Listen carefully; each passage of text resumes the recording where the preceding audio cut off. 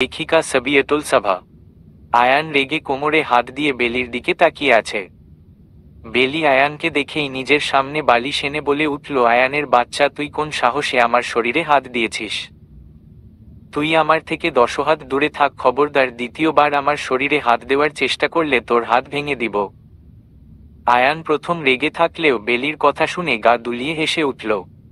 ছি, কি বিশ্রী হাসি! আয়ান বাঁকা হাসি দিয়ে বেলির দিকে এগিয়ে আসতে আসতে বলল, তুই আমার বিয়ে করা বউ, শরীর তো ছুতেই পারি? তোর উপর ঠাডা পড়ব আয়ান, আমার দিকে আসলে। তুই আমার কোমর ভেঙেছিস আর আমি তোর কোমর ভাঙব না। আমার থেকে দূরে থাক, কাছে আসবি না, আমি চিৎকার করছি। হ্যাঁ কর চিৎকার, ড্যাং ড্যাং করে। তো বিয়ের আসনে বসে পড়লি, জামাই পালায় গেছে সেই খবর নাই? তোর জন্য আমার জীবনটা শেষ হয়ে গেল, আমার স্বপ্ন, আমার জবা। আয়ান রাগে ছটফট করতে করতে বলে উঠল, আমি তোকে ছাড়বো না বেলি, আমি তোকে সত্যি আজ গলা টিপে খুনও করব। আয়ানের চোখ ছলছল করছে, জলজল করছে চোখের তারা। বেলি ভয়ে কাঁপতে কাঁপতে পেছনে থেকে আয়ানের রিভলভার কাপা হাতে ওর সামনে ধরে বলল, আয়ান তুই আমার সামনে আসলে, আমি শ্যুট করব, দূরে থাক বলছি। আয়ান রেগে বলে উঠল, তুই এটা পেলি কোথায়? তোতলাতে তোতলাতে বেলি বলে উঠল, এই রুম থেকে খুঁজে বের করে রেখেছিলাম। বেলি শোন, এটা আমার হাতে দে। একদম না, তুই এই রুম থেকে বের হ। বেলি লাস্ট বার বলছি, এটা আমাকে ফিরিয়ে দে, না হয় ভালো হবে না। বেলি দিল না। আয়ান রেগে এগিয়ে এসে ওর বালিশে হাত দেওয়ার আগেই চোখ বন্ধ করে বেলি রিভলভারে টিপ দিল। সাথে সাথে বিকট শব্দ হলো, স্তব্ধ হয়ে গেল পরিবেশ, ভয় কেঁদে উঠল বেলি। তখনও বেলির চোখ বন্ধ। মাথায় খেলে গেল, আয়ানের বুকে কি লেগেছে? আয়ান ঠিক আছে তো? চটজলদি চোখ খুলে সামনে তাকালো বেলি। জবা ছলছল চোখে তাকিয়ে আছে ডায়েরির দিকে। ব্যাগ থেকে মায়ের বহু পুরনো একটা শাড়ি বের করে গায়ে জড়িয়ে নিল। বাবার মুখে শুনেছিল মায়ের ভীষণ পছন্দের শাড়ি ছিল এটা, কারণ এটা নাকি তার প্রাণপ্রিয় বান্ধবীর দেওয়া। জবা শাড়িটা গায়ে জড়িয়ে আয়নায় নিজেকে ভালো করে দেখে নিল। চোখ বন্ধ করে মায়ের গায়ের গন্ধ নেওয়ার চেষ্টা করে বলল, তোমার সাথে যে তোমার গায়ের গন্ধ ও হাওয়ায় মিশে গেছে মা, এই শাড়ি গায়ে যে তোমার গায়ে শেষ জড়ানো ছিল মা, আমি কাউকে ছাড়ব না মা, কাউকে না। জবার চোখ থেকে জল গড়িয়ে পড়ছে। জবা শাড়ি গায়ে সিঁড়ি বেয়ে নিচে নেমে আসছে। প্রথম জবার দিকে চোখ পড়ল লতিফার। লতিফা হা করে তাকিয়ে রইল জবার দিকে। লতিফাকে ডাকতে ডাকতে রান্নাঘর থেকে খন্তি হাতে বেরিয়ে আসলো শার্লিন বেগম। লতিফাকে এভাবে তাকিয়ে থাকতে দেখে নিজেও তাকালো সিঁড়ির দিকে। শার্লিনের মুখ আপনার আপনি বলে উঠল, এই শাড়িতে তোমাকে অসম্ভব সুন্দর লাগছে। জবা ঠোঁটের কোণে হাসি ঝুলিয়ে বলে উঠল, আমার মায়ের শাড়ি, মায়ের শাড়ি তো সব সময় মেয়েকে সুন্দর লাগে, মনে হয় মা জড়িয়ে রেখেছে। শার্লিন বেগমের ইচ্ছে করল এই প্রথম জবার গালে হাত রেখে বলতে, মাকে ভীষণ ভালোবাসো। কিন্তু মনের কথা মনেই রয়ে গেল। এখনো তো জবার পরিচয় কেউ জানে না। কি জানি মা আছে কি না। জবা গেল রান্নাঘরে শার্লিন বেগমকে হেল্প করতে। শার্লিন বেগম নিষেধ করল, কুলসুম জানতে পারলে রাগ করবে। জবার এখন রেস্ট নেওয়া জরুরি। জবা তাও আজ নিজ হাতে রান্না করল। শার্লিন বেগমের দিকে তাকিয়ে বলল, আজ যদি হয় এই বাড়িতে আমার শেষ দিন, তাহলে আপনি অনেক খুশি হবেন তাই না? শার্লিন বেগম চমকে তাকালেন জবার দিকে। জবা তখনও ঠোঁটে হাসি ঝুলিয়ে তাকিয়ে আছে শার্লিন বেগমের মুখের দিকে। বেলি ভয় কাঁপতে কাঁপতে সামনে তাকিয়ে দেখল আয়ান রাগী তবে অবাক চোখে তাকিয়ে আছে বেলির দিকে। বেলি এলোমেলোভাবে আয়ানের দিকে এগিয়ে এসে ওর বুক হাত শরীরে দেখতে লাগল। আয়ান রেগে বলে উঠল, ই কি করছিস? লজ্জা করছে না একজন ছেলেকে এভাবে দেখতে? চুপ থাক আয়ানের বাচ্চা, কোথাও লাগেনি তো? আমি তোর থেকে বড় বেলি, ভুলে যাস না। আমি এখন গিয়ে সবাইকে বলবো অভ্র এই গুন্ডি মেয়েকে বিয়ে না করে তো বেঁচে গেল, এখন আমার কি হবে? প্রথমেই বউ জামাইকে খুন করার চেষ্টা করেছে, আরেকটু হলে এখন আমি উপরে চলে যেতাম। বেলি ভয়ে চুপসে বলল, বাসার কাউকে কিছু বললে আমিও বলে দিব তুই আমার শরীরে হাত পা দিয়ে জড়িয়ে ধরেছিস। আয়ান গম্ভীর কণ্ঠে বলে উঠল, ছি বেলি, তোর মিথ্যা বলতে বুক কাঁপবে না?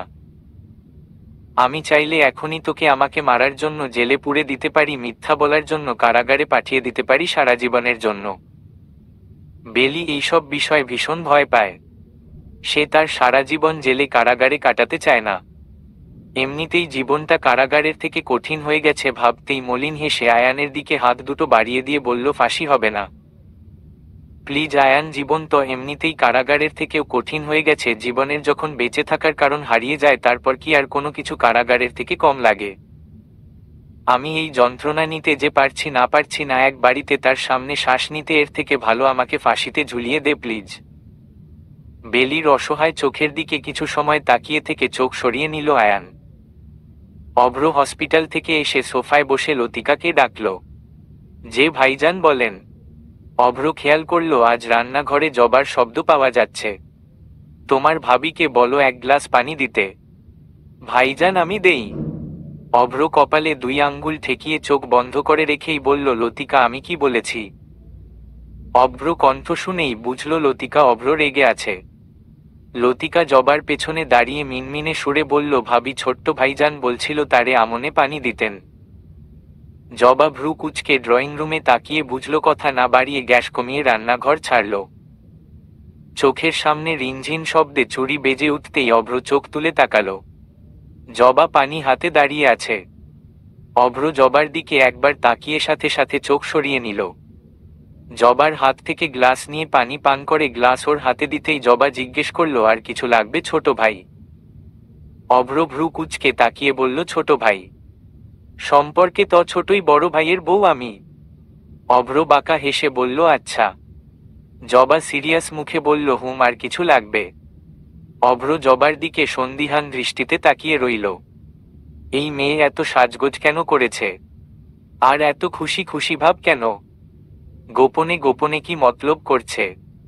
কিছু তো একটা করেছে, ওর মুখ দেখেই বোঝা যাচ্ছে। অভ্র হালকা হেসে বলল, লাগবে তো অনেক কিছুই, আপাতত আমার রুমে 1 কাপ কফি নিয়ে আসেন। অভ্র রুমে চলে যেতেই জবা রান্না ঘরে গিয়ে ওর জন্য কফি করে নিয়ে গেল। অভ্র আবারও অবাক হলো, কিছুটা এই ঘাড়ত্তারা মেয়ে এত ভালো কবে হলো? এর এই ভালো হওয়ার আড়ালে কিছু তো একটা রয়েছে, কি করতে চাচ্ছে? অভ্র কফি হাতে নিয়ে জবার দিকে 1 পা 2 পা করে এগিয়ে আসলো। জবা অভ্রের তাকানো দেখে কিছুটা ভয় পেয়ে পিছিয়ে গেল। অভ্র ওর দিয়ে ঝুঁকে বলল, কফিতে চিনি কম হয়েছে। জবা ভীতু কণ্ঠে বলে উঠল, আমি চিনি দিয়ে দিচ্ছি। অভ্র বাঁকা হেসে সোজা হয়ে দাঁড়িয়ে কফি জবার দিকে এগিয়ে ধরল। জবা 1 চামচ চিনি দিল। অভ্র বলল, আরো। জবা আরো 1 চামচ দিল। অভ্র বলে উঠল, আরো। জবা আরো 1 চামচ দিল। অভ্র আবারও বলল, আরো। জবার আগে অভ্র দিকে তাকিয়ে আছে। অভ্র এক হাতে কপালে স্লাইড করে এদিক ওদিক তাকিয়ে বলল, এবার খেয়ে দেখো মিষ্টি হয়েছে কিনা। জবা রেগে বলে উঠল, 1 কাপ কফিতে 5 চামচ চিনি দিয়েছি, আপনার এখনো মনে হচ্ছে চিনি হয়নি? একবার একটু দেখলে কি হবে? আমার খাওয়া কফি আপনি খাবেন? অভ্র রেগে জবার বাহু শক্ত করে চেপে ধরে বলে উঠল, এত কথা কেন বলো তুমি? মুখ বন্ধ রাখা যায় না? যা বলেছি তাই করো। ব্যথায় জবার চোখের কোণে জল জমা হয়। অভ্রের হুঁশ ফিরতেই জবাকে ছেড়ে দিয়ে বলে উঠল, সরি সরি, কান্না করো না প্লিজ। জবা ছলছল চোখে কফির মগে 1 চুমুক দিয়ে অভ্রের হাতে কফির মগ ধরিয়ে রুম থেকে 1 ছোটে বেরিয়ে গেল। অভ্র নিজের এই কারণে অকারণে রাগ দেখে নিজেই বিরক্ত হল। কফির দিকে তাকিয়ে 1 চুমুক দিয়ে চোখ মুখ খিচে ফেলল। এত মিষ্টি, এমনিতেই এত চিনি, তার উপর এই মেয়ের 1 চুমুকে কফি হয়ে গেছে মিষ্টির 1 টুকরো খণ্ড। আজ সবাই একসাথে খাবার টেবিলে বসেছে। শফিক সাহেব, রফিক সাহেব, শার্লিন বেগম, শায়লা সিদ্দিকী, কুলসুম বেগম, আয়ান, অভ্র, বেলি। কয়েক জোড়া চোখ কেমন অদ্ভুত দৃষ্টিতে তাকিয়ে রইল জবার শরীরে জড়িয়ে রাখা শাড়িটার দিকে। জবা সবাইকে খাবার বেড়ে দিচ্ছে, সাথে হেল্প করছে শার্লিন বেগম। বেলি নিচের দিকে এক দৃষ্টিতে তাকিয়ে আছে। সে আসতে চায়নি, জবা জোর করে এনেছে। বেলির পাশের চেয়ারে বসে আছে অভ্র। বেলির চোখ বারবার ঝাপসা হয়ে যাচ্ছে। বেলি 1 হাতের উল্টো পিঠ দিয়ে চোখ মুছছে সবার আড়ালে। সবার আড়াল করতে পারলেও জবার চোখের আড়াল হলো না বেলির ছলছল চোখ জোড়া। নিজের এত কাছে বসে আছে তার না হওয়া পাষাণ পুরুষটি এত বড় প্রতারণা করার জন্য বেলি কি শাস্তি দিবে তাকে? অভ্র যেন ওর পাশে বসে ওকেই শাস্তি দিচ্ছে। লতিকা সবাইকে বলল, আজ জবা নিজ হাতে রান্না করেছে। আয়ান চুপচাপ খেয়ে উঠে চলে গেল। যেন সে জবার সামনে থেকে পালিয়ে গেল। সে তো কথা দিয়েছিল জবাকে কখনো ছেড়ে যাবে না, অথচ ঘুম ভেঙে জবা হারানোর আগেই আয়ান অন্য কারো হয়ে গেল। জবা কি অভিমান করেছে, তার উপর নাকি রাগ করেছে? আয়ানের পর বেলিও হাত ধুয়ে ভালো লাগছে না বলে চলে গেল। সবাই শুধু চুপচাপ ওদের দুইজনের চলে যাওয়া দেখল। অভ্র জবাকে একের পর এক হুকুম দিচ্ছে, যেমন কখনো এটা দাও ওটা দাও পানি দাও, জবাও চুপচাপ সবকিছু এগিয়ে দিচ্ছে। জবা অভ্র খাওয়া দেখে বিড়বিড় করে বলে উঠল, কতদিনের যে না খাওয়া, এই লোক দেখে মনে হচ্ছে সপ্তাহ খানেকের পেটে খাবার পড়েনি, অথচ রাতেও সে আমার সামনে খেয়েছিল, আজ এত কেন খাচ্ছে? এর উপর অন্য কিছু বশ করেনি তো? ভীতু চোখে জবা অভ্র খাওয়া দেখছে। কুলসুম বেগম খাওয়া শেষ করে অফিসের বিষয় শফিক সাহেবের সাথে কথা বলছে, তখনই দারোয়ান ছুটে আসলো। দারোয়ানকে এভাবে ছুটে আসতে দেখে সবাই দরজার দিকে তাকালো। কুলকুল বেগম ভ্রু কুঁচকে বলে উঠল, মিন্টু, তোমার পেছনে পুলিশ কেন? দারোয়ান মিন্টু মিয়া কিছু বলার আগেই পুলিশের পেছনে থেকে একটা ছেলে বাড়িতে প্রবেশ করে বলে উঠল, আমি বলছি আম্মু। পরিচিত কণ্ঠ শুনে ভয় জমে গেল কুলসুম বেগম থমথমে মুখে বলে উঠল, তুমি? জবা বাঁকা হেসে মনে মনে বলে উঠল, প্রথম সারপ্রাইজ, দ্বিতীয়টা তো বাকি আছে এখনো। অভ্র অবিশ্বাস কণ্ঠে বলে উঠল, ভাই। আসিফ অভ্রকে দেখে এক দৃষ্টিতে তাকিয়ে রইল। অভ্র এতদিন পর চোখের সামনে নিজের ভাইকে দেখে এগিয়ে আসলো জড়িয়ে ধরতে, অথচ আসিফ সরে গেল। অবাক হয়ে তাকিয়ে রইল অভ্র। আগে তো আসিফ অভ্রকে ভালোবেসে জড়িয়ে ধরত, একসাথে হাজারো স্মৃতি আছে দুই ভাইয়ের, মানুষ এদের দেখল হিংসে করত, ভাইদের মধ্যে এত মিল কিভাবে থাকে? আর আজ সেই ভাই নিজ থেকে সরে গেছে। আসিফ অভ্র থেকে দৃষ্টি সরিয়ে তাকালো দূরে দাঁড়িয়ে থাকা জবার দিকে। সবাই আসিফের দৃষ্টি খেয়াল করে সিঁড়ির দিকে তাকালো। জবা ঘাবড়ে গেল সবার এমন তাকানো দেখে। পুলিশ অফিসার এগিয়ে আসলো। এই অফিসার আর কেউ নয়, আয়ান চৌধুরী। কি দিন আসলো চৌধুরী বাড়ির ছেলের হাতেই বন্দী হচ্ছে চৌধুরী বাড়ির সম্মান। শফিক সাহেব বলে উঠল, আসিফ, তুমি বেঁচে আছো? এতদিন কোথায় ছিলে? আসিফ শান্ত দৃষ্টিতে শফিক সাহেবের দিকে তাকিয়ে নিজের মায়ের দিকে দৃষ্টি দিল। মায়ের দৃষ্টিতে কি আছে? ভয়, অনুতাপ, নাকি ছেলেকে ফিরে পাওয়ার আনন্দ? না, আসিফ কিছুই বুঝতে পারছে না। আস্তে, ছোট আব্বু, এত তাড়া কিসের? এসেই যেহেতু পড়েছি, কিছু জানার তো বাকি থাকবেন না। শার্লিন বেগম বলে উঠল, কিন্তু তোমার সাথে পুলিশ কেন? আর তুমি বসো, আমরা আস্তে ধীরে সবকিছু শুনি। আসিফ গম্ভীর কণ্ঠে বলল, আমার কোনো অ্যাক্সিডেন্ট হয়নি, আমাকে ইচ্ছে করে মেরে ফেলার প্ল্যান করা হয়েছিল। সবাই চমকে একে অপরের মুখের দিকে তাকিয়ে বলল, কে এমন কাজ করল? আমাদের শত্রুর শেষ নেই জানি, তবে যে এমন কাজ করেছে শুধু একবার বলো, তার নিঃশ্বাস বন্ধ না হওয়া পর্যন্ত সে মৃত্যুর জন্য ছটফট করবে। আসিফ আয়ানের দিকে তাকিয়ে ইশারা করে বলল, উনাকে নিয়ে যান। কুলসুম বেগম সেই আগের মতো স্থির হয়ে দাঁড়িয়ে আছে। অভ্র একবার নিজের মায়ের দিকে তাকিয়ে আসিফের দিকে তাকিয়ে অবাক কণ্ঠে বলল, ভাই, তোমার মাথা ঠিক আছে? কি করছো? আম্মুকে কেন নিয়ে যাবে? আসিফ কিছু না বলে সোজা হেঁটে উপরে সেই পুরনো নিজের রুমটায় চলে গেল। আয়ান বুক টানটান করে কুলসুম বেগমের দিকে তাকিয়ে বলল, এখন আপনাকে আমাদের সাথে যেতে হবে। চৌধুরী বাড়ির সম্মান বলে হাতে কিছু লাগাচ্ছি না। এমনিতেই আয়ানের কুলসুম বেগমের উপর ভীষণ রাগ জমেছিল। বিয়াটা আয়ান শুধুমাত্র কুলসুম বেগমের জন্য করতে হয়েছে। এই মহিলার হুকুম কেউ অমান্য করতে পারে না। আজ আয়ান যেন সুযোগ পেয়েছে। অভ্র রাগী কণ্ঠে বলে উঠল, আয়ান আম্মু, তোমার বড় আম্মু হয়, সম্মান দিয়ে কথা বলো। আয়ান তাচ্ছিল্যের হাসি দিয়ে অভ্র শার্টের কলার ঠিক করে দিয়ে বলল, ছোট ভাই, যার সম্মান আছে মানুষ তাকেই তো সম্মান দেয়, তাই না? অভ্র আয়ানের এমন কথায় থমকে গেল। এটা আয়ান, যাকে কুলসুম বেগম সব সময় নিজের ছেলের চোখে দেখে এসেছে। অভ্র আয়ানের আচরণে মায়ের মুখের দিকে তাকালো। কুলসুম বেগম আগের মতোই কঠিন কণ্ঠে বলল, দেরি করছো কেন? নিয়ে চলো। আয়ান কিছুটা রেগে বলে উঠল, আস্তে, এখন আপনি একজন আসামি। কুলসুম বেগম আয়ানের সাথে চলে গেল। অভ্র পেছনে থেকে চোখের সান্ত্বনা দিতে চাইল মাকে। সে আসবে মাকে ছাড়াতে, ওর আম্মু এমন নয়, নিজের সন্তানকে কখনো মা মারতে কিভাবে চাইতে পারে? অভ্র পেছনে ফিরে জবার দিকে তাকালো। জবা এতক্ষণ দাঁড়িয়ে দাঁড়িয়ে এদের রংতামাশা দেখছিল। দেখতে বেশ ভালোই লাগছিল, একজনের প্রতি আরেকজনের তীব্র ঘৃণা তাচ্ছিল্য। শফিক সাহেব, শরীফ সাহেব অবাক দৃষ্টিতে তাকিয়ে দেখলেন সবকিছু। তারা যেন কিছুই বুঝতে পারছেন না কি হচ্ছে। আর আসিফ কাউকে কিছু না বলে নিজের রুমে চলে গেল। সে তো নিজের মাকে নিজের থেকেও বেশি ভালোবাসত, আজ নিজেই তাকে পুলিশের হাতে তুলে দিল, অপরাধীর খাতায় নাম দিল। কিন্তু কুলসুম বেগম করেছেটা কি? শরীফ সাহেব অভ্র কাঁধে হাত রেখে বলল, আমি এখনই শহরের সবচেয়ে বড় উকিলের সাথে কথা বলছি। অভ্র কিছু বলল না। শফিক সাহেব কেমন করে যেন শায়লা সিদ্দিকীর দিকে তাকালো। শায়লা সিদ্দিকী এমনভাবে দাঁড়িয়ে আছে যেন এখানে কিছুই হয়নি।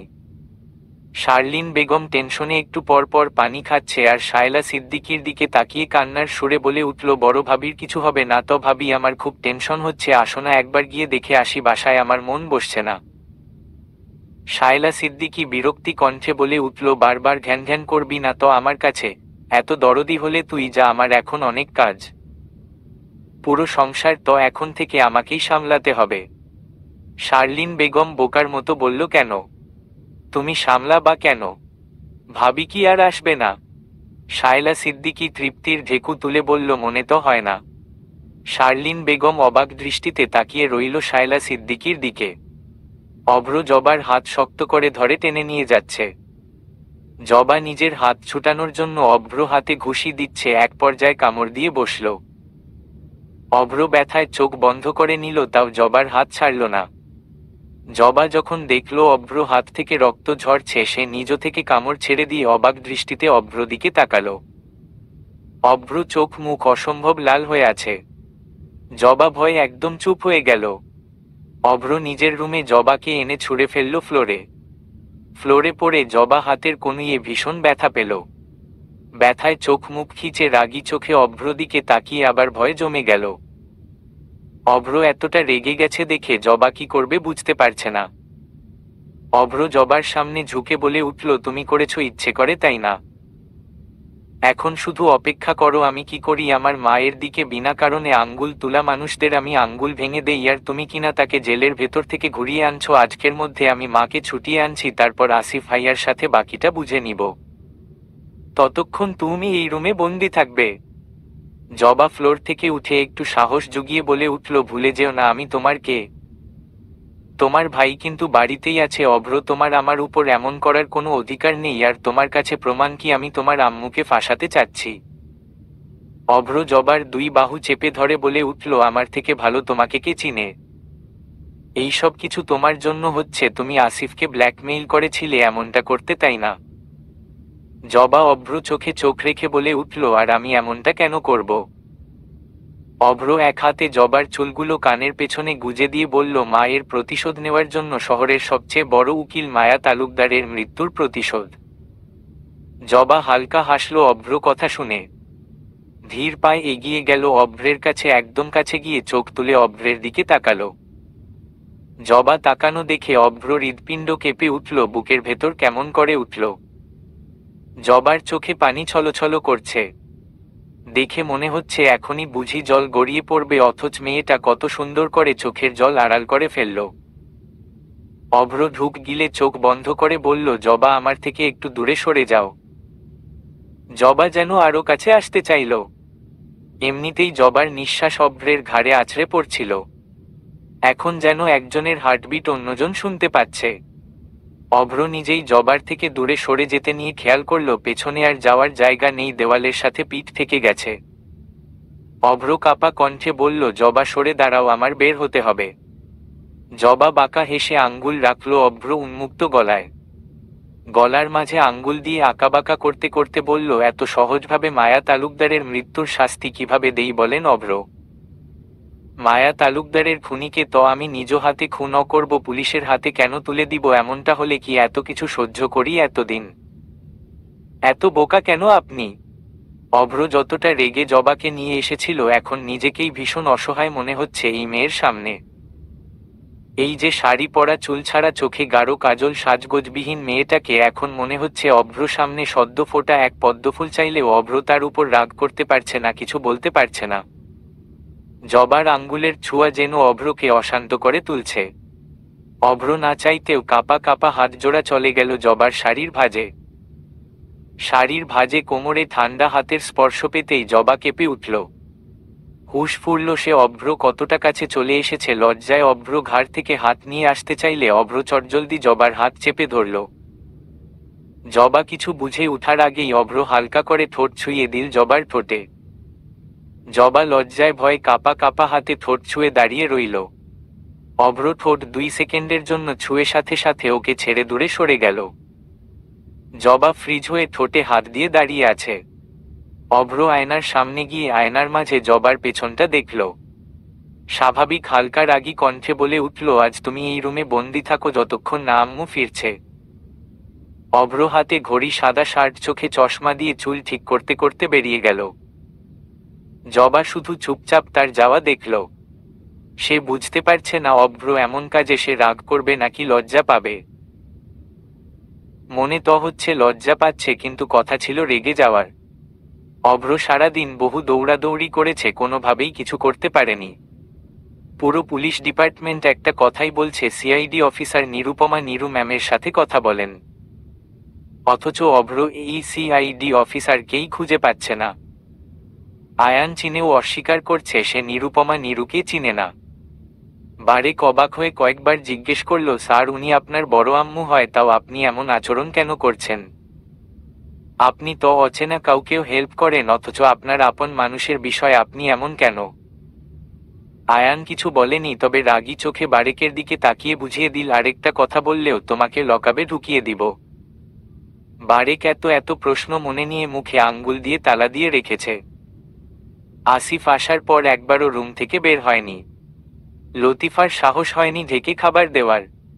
শায়লা সিদ্দিকী বেলিকে রাগী কণ্ঠে বলেছে, এভাবে রুমে শুয়ে বসে আর কত?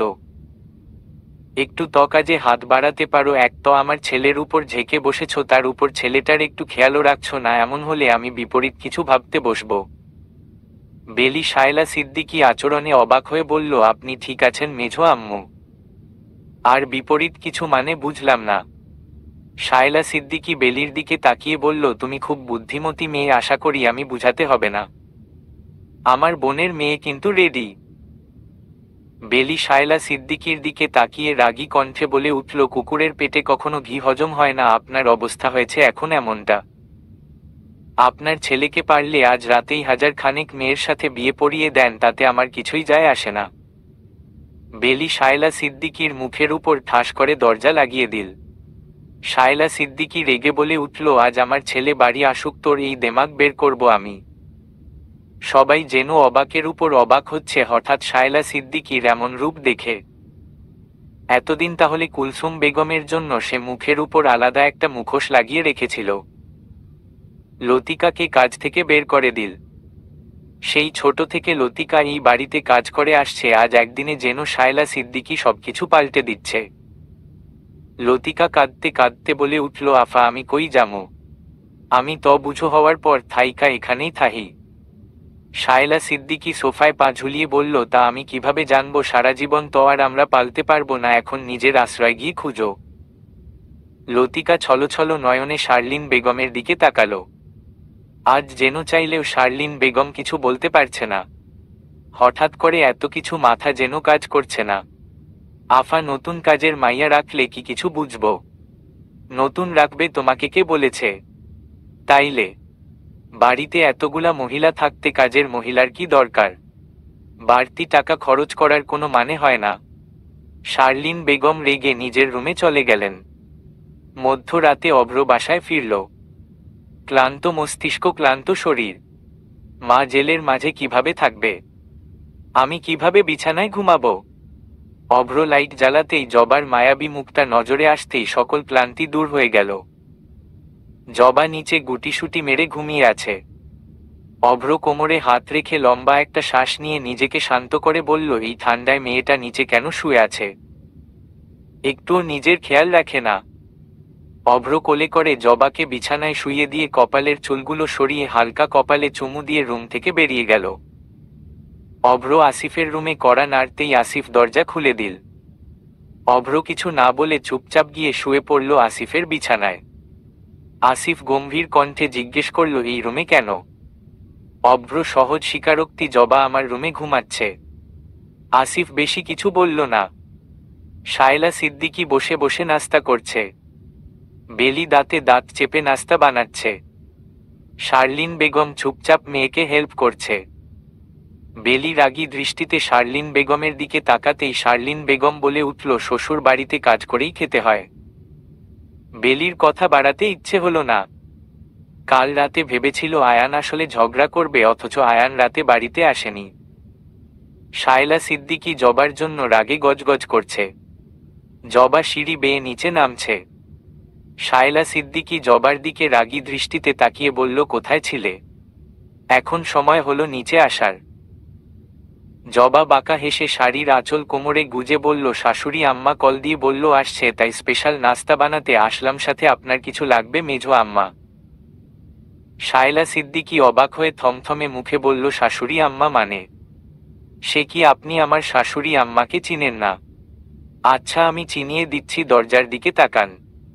শায়লা সিদ্দিকী দরজার দিকে তাকাতেই দেখল কুলসুম বেগম প্রবেশ করেছে। কুলসুম বেগমের হাঁটায় সব সময় রাজকীয় ভাব থাকে। কুলসুম বেগমকে ফিরে আসতে দেখে শায়লা সিদ্দিকী জবার দিকে তাকালো। জবা শায়লা সিদ্দিকীর কানে ফিসফিস করে বলে উঠল, আপনার খেলা এখানেই শেষ? জবা ফিসফিস করে শায়লা সিদ্দিকীর কানে বলল, আপনার খেলা শেষ? শায়লা সিদ্দিকী চমকে উঠলেন, ইনোসেন্ট মুখে জবার দিকে তাকিয়ে বললেন, কি বলছো বৌমা? তোমার শাশুড়ি ফিরে এসে উনাকে শরবত দাও, তা নাকি সব বলছো? জবা শায়লা সিদ্দিকীর কথা শুনে হেসে উঠল। শায়লা সিদ্দিকী ঘাবড়ে গেলেন। জবা বাঁকা চোখে আশেপাশে তাকিয়ে বলল, লতিকা কোথায়? শায়লা সিদ্দিকী আমতা আমতা করে কুলসুম বেগমের দিকে তাকালো। কুলসুম বেগম পায়ের উপর পা তুলে সোফায় বসেছেন। বেলি গিয়ে কুলসুম বেগমের পেছনে দাঁড়িয়ে জিজ্ঞেস করছে, কোনো সমস্যা হয়নি তো বড় আম্মু? শায়লা সিদ্দিকী জবার চোখে চোখ রেখে বলে উঠল, এখন তুমি আমার উপর জবাবদিহি করবে। এই দিন ও আমার দেখতে হলো। ন্যাকা কান্না করে শায়লা সিদ্দিকী কুলসুম বেগমের দিকে তাকিয়ে বলল, বড় ভাবি সব সময় ঠিক বলতেন, এই সব ছোটলোকদের বসতে দিলে শুতে চায়। কুলসুম বেগমকে কিছু বলতে না দেখে শায়লা সিদ্দিকী আরও একটু সাহস পেল। কুলসুম বেগমের পাশে বসে বলতে শুরু করল, লতিকার গ্রামে একটা কাজ পড়েছে, তাই চলে গেছে। ভাবি আমি অনেক বুঝিয়েছিলাম, লাভ হয়নি। এখন তোমার ছেলের বউ আমার কাছে এসে জবাবদিহি করছে, তুমি এর শাস্তি দিবে না? কুলসুম বেগম শায়লা সিদ্দিকীর চোখের পানির দিকে তাকিয়ে রইলেন। বেলি বিড়বিড় করে বলে উঠল, এটা তো দেখি ওইটার চেয়েও বেশি ডেঞ্জারাস। ভালোই জমবে, দজ্জাল শাশুড়ি নিজে তাড়িয়ে দিয়ে মিথ্যা নাটক করছে। কুলসুম বেগমের কিছুই বলতে হয়নি, এর আগেই কিছু লোক সাথে পুলিশ আবারও প্রবেশ করল চৌধুরী বাড়িতে। শায়লা সিদ্দিকী ভেতর ভেতর ভীষণ ঘাবড়ে গেলেন। উপর থেকে আসিফ অভ্র নেমে আসলো। জবা হাতের ইশারায় শায়লা সিদ্দিকীকে দেখিয়ে বলল, উনার ড্রামা শেষ হলে নিয়ে চলুন। শায়লা সিদ্দিকী ভীতু মুখে উঠে দাঁড়িয়ে বলে উঠল, ভাবি আপনার বউ এইসব কি বলছে? এতদিন দুধ কলা খাইয়ে আমি কালসাপ পেলেছি, আমাকে বিনা কারণে পুলিশে ধরিয়ে দিচ্ছে। জবা দুই হাত বুকে গুজে বাঁকা হেসে বলে উঠল, এটা তো একটু পর বোঝা যাবে কে কাকে দুধ কলা খাইয়ে পেলেছে। আয়ান জবার উপর রেগে গেল। আয়ানকে উপর মহল থেকে কল দিয়ে বলা হয়েছে চৌধুরী বাড়িতে নিজের টিম নিয়ে আসতে, এখানে সিআইডি অফিসার নিরুপমা নিরু আছে। আয়ান বেশ অবাক হয়েছিল। কুলসুম বেগমকে তো পুলিশের হেফাজতে রাখা হয়েছে, তাহলে আবার কি? আর এখানে এসে নিরুপমা নিরু বা উনার কোনো টিম মেম্বারকে দেখা যাচ্ছে না, আবার কুলসুম বেগম ছাড়া পেল কখন? আর কিভাবে? জবা কেন ওর আম্মুর সাথে এমন বেয়াদবি করছে? অভ্র বলে উঠল, জবা তুমি নিজের রুমে যাও, আম্মুর সামনে মেঝো আম্মুর সাথে তুমি বেয়াদবি করছো। জবা ঠোঁটে তাচ্ছিল্যের হাসি ঝুলিয়ে পেছনে ফিরে অভ্র দিকে তাকিয়ে বলল, আচ্ছা তাই নাকি? জবা ঠোঁটে আঙ্গুল দিয়ে ইনোসেন্ট মুখ করে কুলসুম বেগমের দিকে তাকিয়ে বলল, আমি বুঝি বেয়াদবি করছি? কুলসুম বেগম এই প্রথম মুখে হাসি ফুটিয়ে জবার দিকে তাকিয়ে বলল, মোটেই না সুইটহার্ট। একজনের চোখ বেরিয়ে আসার মতো অবস্থা। শার্লিন বেগম অধৈর্য হয়ে মাথায় হাত দিয়ে চেয়ারে বসে বলে উঠল, এইসব নাটক বন্ধ করো সবাই, আর আসলে এখানে হচ্ছেটা কি? ইতিমধ্যে এখানে এসে উপস্থিত হয়েছে শফিক সাহেব ও শফিক সাহেব ভ্রু কুঁচকে সবার দিকে তাকিয়ে বলল, এখানে কি হচ্ছে? আর ভাবি কখন ছাড়া পেলেন? আমি জানতাম আপনি কখনো এমন কিছু করতেই পারেন না, সেই ছোট থেকে আপনাকে দেখে এসেছি। তবে মনে হয়েছিল বিষয়টা খুব বেশি জটিল, এত চেষ্টা করেও দেখাটুকু আপনার সাথে করতে দেয়নি বলে। আর চোখে আয়ানের দিকে তাকালো। আয়ান কম বেয়াদবি কাল করেনি। এত কিসের রাগ আয়ানের কুলসুম বেগমের উপর? শফিক সাহেব কোট খুলে সোফায় বসতেই কুলসুম বেগম বলে উঠল, কেন আমাকে দেখে খুশি হওনি? কি বলছেন ভাবি, সারা রাত আমি আর অভ্র একটুও ঘুমাইনি, অনেক ঘুরেছি, কিন্তু আপনার দেখা পাওয়া সম্ভব হয়নি। আজ ভেবেছিলাম এখন অভ্রকে নিয়ে আবার যাব। জবা আয়ানের দিকে রাগী দৃষ্টিতে তাকিয়ে বলল, আপনাকে আরো আধা ঘন্টা আগে বলা হয়েছে শায়লা সিদ্দিকীকে নিয়ে যেতে। আয়ান দাঁতে দাঁত চেপে জবাকে বলে উঠল, নিজের হুঁশে আছো? কি বলছো তুমি? তোমার কথায় আমি আম্মুকে কেন ধরে নিয়ে যাব? আম্মুর অপরাধ কি? জবা আয়ানের রাগ দেখে গম্ভীর মুখে বলে উঠল, কারণ আমি সিআইডি অফিসার নিরুপমা নিরু। জবার এই একটা কথা বজ্রপাতের মতো লাগলো সবার কানে।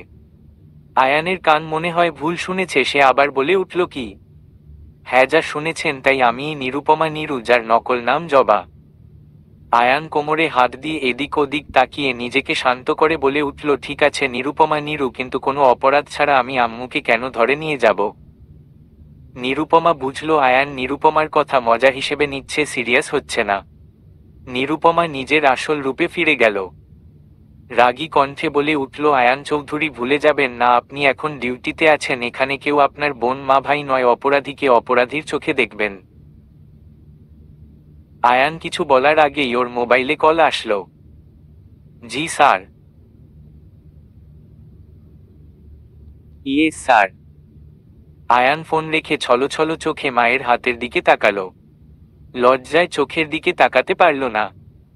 নিজের উপর লজ্জা হচ্ছে, লজ্জা হচ্ছে নিজের এই পোশাকের উপর, লজ্জা হচ্ছে দায়িত্বের উপর। নিজের মায়ের হাতে হাতকড়া পরানো কতটা কষ্টের তা আজ যেন আয়ান অনুভব করতে পারছে। আজকের পর সে আর এই চাকরি করবে না যা ওর মার সম্মানে আঘাত করেছে। শায়লা সিদ্দিকীর চোখে মুখে যেন এখন এক ফোঁটা ভয়ের রেশ নেই। রাগী দৃষ্টিতে একবার তাকালো জবার দিকে। জবা কিছুটা হেসে বলল, যাওয়ার আগে জেনে যাবেন না কিভাবে কুলসুম চৌধুরী ছাড়া পেয়েছেন। শায়লা সিদ্দিকীর চোখে মুখে কোনো কৌতূহল কিংবা আগ্রহ দেখা গেল না। তাও জবা বলতে শুরু করল, আজ থেকে 6 মাস আগে এক অ্যাক্সিডেন্টে মারা যায় আসিফ চৌধুরী। আমরা তো সবাই জানতাম আসিফ চৌধুরী মারা গেছে, তাই না? অথচ সবটাই ছিল সাজানো প্ল্যান। আর এটা কার প্ল্যান ছিল জানেন? সবাই এইবার বেশ আগ্রহ দৃষ্টিতে তাকিয়ে রইল জবার দিকে। জবা আঙ্গুল তুলল শায়লা সিদ্দিকীর দিকে। শায়লা সিদ্দিকী বুক টানটান করে রাগী দৃষ্টিতে এখনো তাকিয়ে আছে জবার দিকে। জবা আবার বলতে শুরু করল, আসিফকে গাড়িতে মাথায় আঘাত করে অজ্ঞান করা হয়, তারপর জঙ্গলের গভীরে একটা ভাঙা বাড়িতে হাত পা বেঁধে রেখে প্রতিদিন বলা হতো, তুই নিজের পছন্দে বিয়ে না করলে আজ তোর মা এমনটা করতো না। মায়ের কথা শুনলে আজ এই জঙ্গলে পশুর শিকার হয়ে পড়ে থাকতে হতো না। মোট কথা এটাই বুঝানো হতো, মায়ের বিপরীতে গিয়ে বিয়ে করার জন্য আজ কুলসুম বেগম তাকে এই শাস্তি দিয়েছে। সাথে সপ্তাহে 2 দিন শুধু ভাত দেওয়া হতো, বাকি দিন শক্ত রুটি। আর সবচেয়ে অমানুষের কাজ, যেটা প্রতি সপ্তাহে একটু একটু করে দেওয়া হয়েছে পশুর ভ্যাকসিন, যেন আসিফের আচরণ পশুতে পরিণত হয়। এখান থেকে ছাড়া পাওয়ার পর নিজের জন্মদাত্রী মাকে খুন করে। অভ্র জবার দিকে তাকিয়ে প্রশ্ন করল, কিন্তু আসিফের সাথেই কেন? কারণ তখন আপনি দেশের বাহিরে ছিলেন। আসিফ কুলসুম বেগমকে খুন করলে ওর জেল ফাঁসি হয়ে যেত, তারপর আপনাকে সরানো তেমন কোনো বিষয় ছিল না। সবকিছু মিথ্যা বলছে, এই মেয়ে আমাকে ফাঁসাতে চাচ্ছে। শায়লা সিদ্দিকীর কথা শুনে জবা এগিয়ে এসে বলল, আচ্ছা তাই নাকি? এই যে দেখছেন প্যানড্রাইভ, এটার মধ্যে সবকিছুর প্রমাণ আছে, সবগুলো সন্ত্রাসীর জবানবন্দি আছে। আপনি কোনটা মিথ্যা করবেন? আপনার জন্য আরো সারপ্রাইজ অপেক্ষা করছে আমার নিজস্ব আদালতে। আয়ান বলে উঠল, আম্মু এমনটা কেন করবে জবা? এতে আম্মুর লাভ কি? জবা আয়ানের কাছে এসে বলল, পুলিশ হয়েছেন, তবে চিন্তা ভাবনা এখনো পুলিশের মতো হতে পারেনি। এতে অবশ্য আপনার আম্মুর লাভ নেই, সব লাভ আপনার। আমার। হ্যাঁ, আপনার সব সম্পত্তির অধিকারী তখন আপনি হবেন। আসিফ এগিয়ে এসে শায়লা সিদ্দিকীর সামনে বলে উঠল, সম্পত্তির লোভ মানুষকে অমানুষ বানিয়ে দেয়, তাই না মেঝো আম্মু? শায়লা সিদ্দিকীর চোখে মুখে কোনো অনুতপ্ত নেই, নিজের কাজের জন্য ভয় লজ্জা কিচ্ছুটি নেই। জবা হেসে বলল, আমি নিরুপমা এখানে এসেছিলাম নিজের কাজে, অথচ ফেঁসে গেলাম আপনাদের ঝামেলায়। তবে কি জানেন, কেঁচো খুঁড়তে এসে আমি সাপ পেয়ে গেছি। আমার কেন জানি মনে হচ্ছিল আসিফ বেঁচে আছে। একদিন আমি আর আলিফ জঙ্গলে ঠিক সেই জায়গায় গেলাম যেখানে আসিফের গাড়ি পড়েছিল। জঙ্গলের চারপাশে ঘুরতে ঘুরতে একজন লোককে জঙ্গলের ভেতর যেতে দেখে আমরা তার পিছু নেই, তারপর সবকিছু দেখতে পাই। সুযোগ বুঝে নিজেদের টিম নিয়ে গিয়ে আসিফকে উদ্ধার করি। তারপর 1 মাস ওর ট্রিটমেন্ট চলে, আস্তে আস্তে আসিফ সুস্থ হয়ে ওঠে। কাল এটা আসিফ আর আমার প্ল্যান ছিল। প্ল্যান করে আসিফকে দিয়ে কুলসুম বেগমকে নিয়ে যেতে বলি, যেন শায়লা সিদ্দিকীর আসল রূপ কিছুটা সবার সামনে আসে। জবা অভ্র দিকে তাকিয়ে বাঁকা হেসে বলে, আপনি যখন নিজের রুমে আমাকে আটকে গিয়েছিলেন, আপনি হয়তো ভুলে গিয়েছিলেন আমি নিরুপমা। নিরু সাধারণ কেউ নই, প্রতিদিন পাইপ বেয়ে আসা যাওয়া করি, দরজা তো আমার জন্য নয়। আপনি বের হয়ে যাওয়ার পর আমি ব্যালকনি দিয়ে নেমে গিয়েছিলাম, আর সাররাত কুলকুল চৌধুরী আমার হেফাজতে ছিল। সেই জন্য কেউ 1000 বার চেষ্টা করে উনার দেখা পায়নি। জবা বলেই একটা লম্বা শ্বাস ফেলল। আয়ান মায়ের এমন কাজে লজ্জায় চোখ মিলালো না কারো সাথে। চুপচাপ হাতে হাতকড়া পরিয়ে নিয়ে গেল রোবটের মতো। জবা একবার সবার দিকে তাকিয়ে নিজেও চলে গেল রুমের দিকে। সিঁড়ির ঘোড়ায় এসে সবার দিকে ফিরে বলে উঠল, আর কারো কোনো প্রশ্ন থাকলে সন্ধ্যার পর করে ফেলবেন, আমি সকালে চলে যাচ্ছি। বেলি আতকে ওঠে বলে উঠল, কোথায় যাচ্ছেন? জবা হেসে বলল, বেলি আমি এখনো তোমার কাছে সেই আগের জবা, আপনি করে বলো না পরপর লাগে। বেলি জবার কাছে এসে বলে উঠল, তুমি চলে যাবে? জবা বেলির মাথায় হাত রেখে চুলগুলো এলোমেলো করে দিয়ে বলল, আমার এখানে থাকার আসল উদ্দেশ্য তো আমি পেয়ে গেছি, শুধু এই সমাজের সামনে তুলে ধরা বাকি। আগামীকাল এটাও শেষ করে ফেলবো। পাপ কখনো গোপন থাকে না, তা আকাশের উজ্জ্বল তারার মতো জ্বলজ্বল করে বেলি। আমি আমার সকল পাপীদের শাস্তি নিজ হাতে দিয়ে নিজের ঠিকানায় চলে যাব। একদিন তো যেতেই হতো। কুলসুম বেগম জবার দিকে তাকিয়ে বলল, তোমার আসল পরিচয় কি আমরা কেউ জানতাম না এখনো? তুমি কি সেটা আমাদের কাছে বড় বিষয় না? বড় বিষয় হলো তুমি আসিফের বউ। আর আসিফ ফিরে এসেছে, তুমি কোথাও যাচ্ছ না। জবা আসিফের দিকে তাকিয়ে বলল, কিন্তু আন্টি, আসিফের সাথে আমার তেমন কোনো সম্পর্কে নেই, সবটাই একটা সাজানো প্ল্যান ছিল এই বাড়িতে থাকার, যা আসিফ আমাকে বন্ধু হয়ে হেল্প করেছে। দ্বিতীয়বারের মতো আবারও উপস্থিত সবার হৃদয় ভাঙল। আজ বুঝি একের পর এক হৃদয় ভাঙার দিন। প্রথম আপন হয়ে শায়লা সিদ্দিকীর এই ভয়ঙ্কর আড়ালে চলা প্ল্যান সবার হৃদয় ভেঙেছে। জবার সিআইডি অফিসার নিরুপমা নিরু হওয়া সবাইকে অবাকের উপর অবাক করেছে। সবার মনে প্রশ্ন জাগিয়েছে, কেন নিরুপমা জবা সে যে আসিফের হাত ধরে এই বাড়িতে পা রেখেছে? এত অত্যাচার কেন সহ্য করে পড়েছিল এখানে? তার উপর সে আসিফের সম্পর্কে কেউ নয়, মিথ্যা পরিচয় দিয়ে আশ্রয় নেওয়ার কারণ কি? নিরুপমার আসলে উদ্দেশ্য কি? সে কেন এসেছে? এত এত প্রশ্ন সবাইকে ভাবিয়ে তুলেছিল। এইসব ভাবনার মাঝে একজনের মুখে হাসি ছিল। সে তো প্রথম থেকেই সবকিছু জানত। এদিকে নিরুপমা আস্তে ধীরে সবাইকে চিন্তায় ফেলে শান্তির ঘুম দিতে নিজের রুমে চলে গেল। কাল যে ওর অনেক কাজ নাকি। নিজের মায়ের পাপীদের নিজ হাতে নিজের আদালতে ঝুলানো বাকি। নিরুপমা যে আইন বলতে নিজের আইন বুঝে, আদালত বলতে নিজের তৈরি আদালতকে বুঝে, যেখানে সে নিজেই উকিল, নিজেই জজ, আবার নিজেই শাস্তিদাতা। নিজের হাতে যত্ন করে সে সবগুলো নরপশুর দেহ থেকে হৃৎপিণ্ডটা আলাদা করবে। আগামীকাল যে ওর অনেক কাজ, এখন একটা শান্তির ঘুম প্রয়োজন। ওদের শাস্তি দেওয়ার আগে কি শান্তির ঘুম আসবে? জবা চোখ বন্ধ করতেই অনুভব করল ও ছাড়াও রুমে দ্বিতীয় কেউ আছে। জবা বাঁকা হেসে মনে মনে বলে উঠল, বোকা পুরুষ, তার পারফিউমের ঘ্রাণ যে জবার খুব চেনা। জবা আলগোছে শোয়া থেকে উঠে বসল। হাত উঁচু করে এলোমেলো চুলগুলো হাতের মুঠোয় নিয়ে খোপা করে সামনে তাকালো। ড্রেসিং টেবিলের সামনে দাঁড়িয়ে এক দৃষ্টিতে তাকিয়ে আছে অভ্র। জবা বিছানার পাশে টি টেবিলের উপর থেকে ফল কাটার ছুরিটা হাতে নিয়ে উঠে দাঁড়ালো। ধীর পায়ে এগিয়ে এসে ছুরিটা হালকা করে চেপে ধরল অভ্র গলায়। অভ্র মুচকি হেসে এক দৃষ্টিতে তাকিয়ে আছে জবার দিকে। জবা চেয়েছে অভ্র ভয় পাক, অভ্রের চোখে সে ভয় দেখতে চেয়েছে, অথচ ছেলেটা হেসে তাকিয়ে আছে। তোমার সাহস কি করে হয় পারমিশন না নিয়ে চোরের মতো আমার রুমে প্রবেশ করার? অভ্র জবার চোখের দিকে তাকিয়ে বলে উঠল, এখন তোমাকে পাক্কা ডাকাত রানী লাগছে। ডাকাত রানী কি জানে না চোর চুরি করার আগে পারমিশন নেয় না? জবা বোকার মতো বলে উঠল, তাহলে কি চুরি করার পরে নেয়? অভ্র উচ্চ শব্দে হেসে উঠল, পারমিশন নিলে এটাকে চুরি কিভাবে বলে? বোকা রানী। জবা রেগে ছুরিটা আরো একটু চেপে ধরে, হয়তো ছুরিটা ধারালো ছিল। অভ্র গলার কিছু অংশ কেটে গেছে, হালকা রক্ত দেখা যাচ্ছে। আমার নাম নিরুপমা। নিরু, তোমার এইসব ফালতু নামে ডাকবে না। এখনো তোমার আচরণ নিব্বাদের মতো রয়ে গেছে। অভ্র গম্ভীর কণ্ঠে বলল, তুমি নিব্বি হলে আমি নিব্বার আচরণ করলেই দোষ, এখানে নিব্বাদের মতো কী বা বললাম? তুমি যা তাই তো বলছি। অভ্র জবার চোখের সামনে পড়ে থাকা চুলগুলো সরিয়ে দিতে হাত বাড়াতেই জবা চোখ রাঙিয়ে বলে উঠল, খবরদার হাত বাড়াবে না, হাত ভেঙে দিব তোমার। অভ্র হাত গুটিয়ে নিল। এমনিতেই গলায় ছুরি ধরে আছে, ছুরির আঘাতে গলায় হালকা জ্বলছে। এই মেয়ের উপর বিশ্বাস নেই, পাক্কা গুন্ডি মেয়ে। এমনি এমনি তো আর পুরো সিআইডি ডিপার্টমেন্ট একটা মেয়েকে ভয় পায় না। জবা অভ্র গলা থেকে ছুরি নামিয়ে চোখ রাঙিয়ে আঙ্গুল অভ্র চোখের সামনে রেখে বলল, জবা রানী, ডাকাত রানী, বোকা রানী, এইসব ফালতু নামে আমাকে ডাকবে না। আমি আজ থেকে শুধু মাত্র নিরুপমা। নিরু। জবা নামটা তো আমারই দেওয়া ছিল, রক্তজবা শেষ পর্যন্ত আমার দেওয়া নামেই আমার বাড়িতে আশ্রয় নিলে। মনে মনে আমাকে এত ভালোবাসতে কখনো বলনি তো? তোমাকে ভালোবাসবো আমি? জেগে জেগে স্বপ্ন দেখছ? এতটাও খারাপ দিন আসেনি আমার। অভ্র জবার মুখের দিকে তাকিয়ে বলল, তাহলে আমার দেওয়া নামেই কেন নিজেকে রাঙিয়ে রাখো?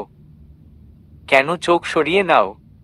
শুধুমাত্র নিজের লক্ষ্যে পৌঁছানোর জন্য নামটা ব্যবহার করেছি। আপনার এইসব ফালতু আলাপ শেষ হলে আসতে পারেন। চুলগুলো বেঁধে নাও, খুবই ভয়ঙ্কর লাগছে। এলোমেলো শাড়ি, খোলা চুল, ডাইনি ডাইনি লাগছে। ঝগড়া করার মাঝে কখন চুলগুলো ছুটে গেল। জবা চুলগুলো খোপা করে নিল। মুগ্ধ চোখে তাকিয়ে এই সুন্দর দৃশ্যটা মনে এঁকে নিল অভ্র। জবা অভ্রকে এভাবে তাকিয়ে থাকতে দেখে রেগে বলল, তোমার তো নজরও ভালো না, বের হও রুম থেকে। না হয় ডাইনি ঘাড় মটকাতেও খুব ভালো পারে।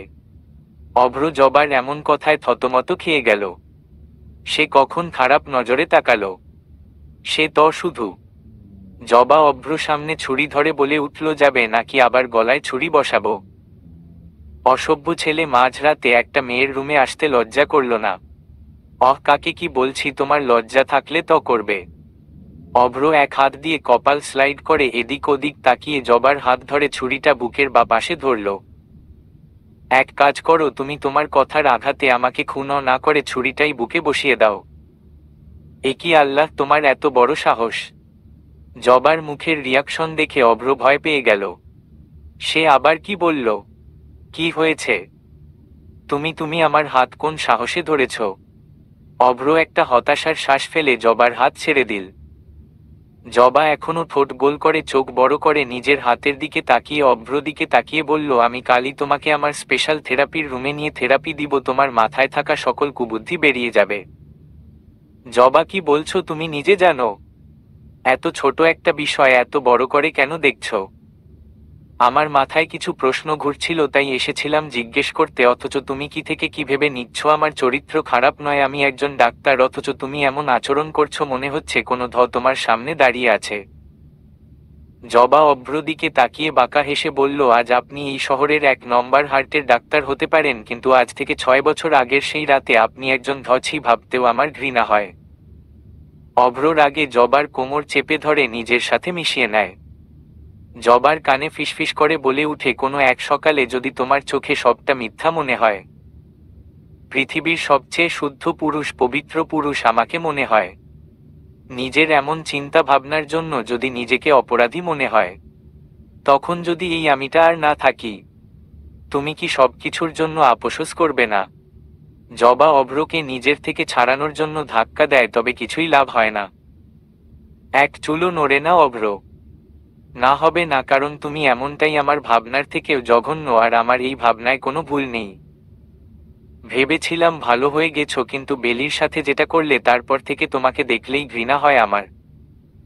এর শাস্তি তোমাকে আমি দিব, শুধু অপেক্ষা করো। নারীদের অপমান করা, অসম্মান করা তোমার রক্তে মিশে গেছে। তোমার জন্য একটা মেয়ে বেঁচে আছে, তবে ভালো করে খেয়াল করলে দেখবে সে মৃত। অভ্র বিষাদ ভরা চাহনিতে তাচ্ছিল্যের হাসি দিয়ে বলে উঠল, আমি তো তোমার সামনে দাঁড়িয়ে আছি, আমাকে কেন খেয়াল করলে না কখনো? আমি তো তোমার চোখে ঘৃণা দেখেই মরে গিয়েছিলাম সেই দিন। জবা অভ্রকে ধাক্কা দিয়ে বলল, তোমার নাটক শেষ হলে বেরিয়ে যাও। অভ্র দরজার সামনে দাঁড়িয়ে গম্ভীর কণ্ঠে বলে উঠল, যাকে এত ঘৃণা করো তাকেই কাল চুমু খেয়েছিলে, তাও ঠোঁটে, এটা কেমন ঘৃণা? আদরও করো আবার ঘৃণাও। জবা অবাক হয়ে কিছু বলার জন্য মুখ খুলতেই অভ্র বড় বড় পা ফেলে চোখের আড়াল হয়ে গেল। জবার আগে দরজা শব্দ করে বন্ধ করে চোখ মুখ খিচে বলে উঠল, অসভ্য পুরুষ, নিজেই খেয়েছিল আর এখন আমাকে দোষ দিচ্ছে। ছি বলে নিজের ঠোঁট বারবার ঘষতে শুরু করল। সকাল থেকে বাড়িটা জমজমাট মনে হচ্ছে। অনেকদিন পর মনে হচ্ছে বাড়িটা নিজের আসল রূপে ফিরে এসেছে। লতিকাকে ফিরিয়ে এনেছে। রান্নাঘরে শার্লিন বেগম আর লতিকা মিলে নাস্তা করছে। শার্লিন বেগম বেলির জন্য কফি নিয়ে ওর রুমে গেল। মেয়েটা কেমন হয়ে গেছে, কারো সাথে কথা বলে না নিচে আসে না, সারাক্ষণ রুমে আটকে থাকে। বাড়িতে এর মধ্যে একের পর এক ঝামেলা চলছেই। শার্লিন বেগম ভেবেছে ঝামেলা সব মিটে গেলে বেলিকে নিয়ে দূরে কোথাও ঘুরতে যাবে। কুলসুম বেগম সোফায় বসে চা খাচ্ছেন, পাশেই শফিক সাহেব পেপার পড়ছে। বাড়িতে প্রবেশ করল আয়ান। সে রাতে মায়ের এইসবের জন্য লজ্জায় আর বাড়িতে ফিরেনি। আসিফ অভ্রকে সে সব সময় নিজের ভাইয়ের মতো দেখেছে, সেখানে ওর আম্মু কিভাবে পারল এমনটা করতে? আয়ান একবার ওর আব্বুর দিকে তাকালো। লোকটাকে আয়ান তেমন পছন্দ করে না। মনে হয় না বুঝো হওয়ার পর কখনো এক জায়গায় বসে দুইটা কথা বলেছে উনার সাথে। লোকটার বউ জেলে, অথচ তাকে দেখে মনে হচ্ছে কিছুই হয়নি। এমনও মানুষ হয়, শত হোক যত বড় অন্যায় করুক, তার তো স্ত্রী। আয়ান কুলসুম বেগমের দিকে তাকালো না। মায়ের এমন অপরাধে নিজেকে বাড়ির সবার সামনে ভীষণ ছোট কিছু মনে হচ্ছে। আয়ান সোজা চলে গেল নিজের রুমে। বেলি তখন বারান্দায় দাঁড়িয়ে কফি খাচ্ছে। আয়ান সোজা ওয়াশরুমে চলে গেল। আয়ান ফ্রেশ হয়ে মোবাইল হাতে নিয়ে বিছানায় বসল। বেলি ধীর পায়ে রুমে আসলো। আয়ানকে দেখে বিরক্ত হয়ে বারান্দায় আবার চলে যেতে ধরলে আয়ান গম্ভীর কণ্ঠে বলে উঠল, বেলি, মাথাটা ধরে আছে, এক কাপ চা নিয়ে আয়। বেলির ইচ্ছে করল মুখের উপর পারবো না বলে দিতে। মনের কথাটা গলা পর্যন্ত আসতেই গিলে নিল বেলি। আয়ানের এমন গম্ভীর কণ্ঠ বলে দিচ্ছে ওর মন মেজাজ তেমন ভালো নেই, কথা বাড়াতে আর ইচ্ছে করল না বেলির। সে বেরিয়ে গেল। আসিফ বসে নাস্তা করছে। কুলসুম বেগম নিজ হাতে ছেলের সবকিছু এগিয়ে দিচ্ছেন। মৃত ছেলে হঠাৎ জীবিত হয়েও ফিরে এসেছে মায়ের কোলে। অভ্র রেডি হয়ে নিচে আসলো, হসপিটাল যাবে। কুলসুম বেগম ওকেও বলল নাস্তা করে যেতে। অভ্র হাতের ঘড়ির দিকে তাকিয়ে বলল, সময় নেই আম্মু, এমনিতেই লেট হয়ে গেছে। আসিফ বলল সেও যাবে অভ্র সাথে। হসপিটালের রাস্তায় ওর কিছু কাজ আছে। অভ্র আসিফ বেরিয়ে গেল। বেলি চা নিয়ে উপরে আসলো। আয়ান বেলির থেকে চায়ের কাপ নিয়ে বলল, মাথাটা ধরে আছে, একটু টিপে দে তো। বেলির প্রচণ্ড রাগ হলো। তোমার মাথা ধরে আছে? আমাকে কি তোমার কাজের লোক মনে হয়? আয়ান ল্যাপটপ বন্ধ করে বেলির দিকে তাকালো। তোকে কাজের লোক কেন ভাবতে যাব? এটা খুবই সাধারণ বিষয় ছিল বেলি। তোমার কাছে সবকিছুই সাধারণ মনে হয়, তাই না? বেলি, আমি এখন ঝগড়া করতে চাচ্ছি না। আর আমি তোমার মুখটাও দেখতে চাচ্ছি না, কণ্ঠটাও শুনতে চাচ্ছি না। আয়ানের মাথার যন্ত্রণায় চোখগুলো অসম্ভব লাল হয়ে আছে। মনে হচ্ছে চোখে পানি ছলছল করছে। অথচ পুরুষের যে কান্না করা নিষেধ, আয়ান যে ভেতর ভেতর একদম শেষ হয়ে যাচ্ছে, সেটা কেন কেউ দেখছে না? কেন বুঝছে না? শখের নারী হারালো চোখের সামনে থেকেও তাকে চাওয়া যে আজ অন্যায়, প্রাণের চেয়েও প্রিয় মায়ের এমন রূপ, এমন সত্যি সামনে আসলো। সত্য এত ভয়ঙ্কর হয় কেন? মানুষটাকে ভেতর থেকে ভেঙে চুরমার করে দেয়। তার উপর শখের নারীর আসল পরিচয়, সবকিছু যেন আয়ানকে ভেতর ভেতর ভেঙে চুরে দিচ্ছে। না কাউকে বলতে পারছে আর না কেউ বুঝছে।